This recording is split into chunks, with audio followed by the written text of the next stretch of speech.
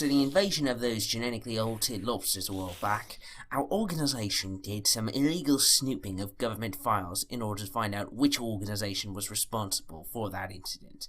What we found instead shocked us. An unseen menace has been hiding amongst the general populace. And that menace has both a face and a name. Vampires! They are a danger that threatens to engulf our society without anyone even knowing about it. You may wonder why our government has kept silent on this matter. From what our research has uncovered, there are two main reasons. The first is with the threat of global terrorism, announcing that there's another threat that is able to hide itself among the general public would cause mass panic. The second is that many individuals would turn coat to the vampire forces if announced that they were in fact real.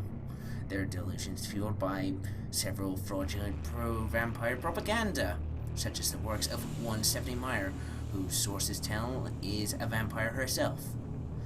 And this is not mere speculation. There's evidence that some people would willingly join the side of the vampire if given the chance, as shown by the following. I want you to make me a vampire. Slowly mix my blood with yours. Until one night, while I'm bathing in the light of the full moon, the black magic will take place. And I will come to you as your bride and serve you for all eternity.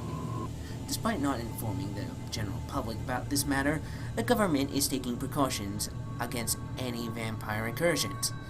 Crop dusters are now including bits of garlic dust with their pesticides to prevent any vampire forces from mobilizing in the countryside, despite there being few havens for vampires out there.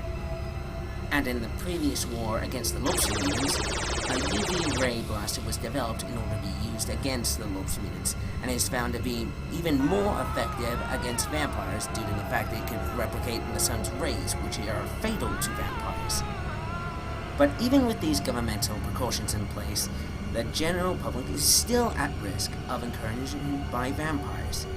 The average American has trouble identifying possible vampire threats, not just due to low visibility due to the nocturnal hours when vampires are most active, but also due to misheld stereotypes of vampires.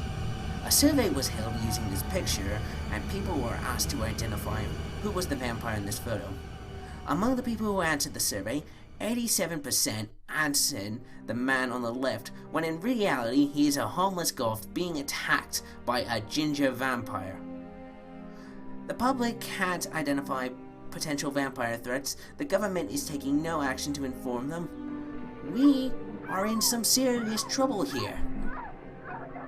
If we do not fight the vampire menace, we will be overrun by blood-sucking fiends who only see all non-vampires as an alternate food source.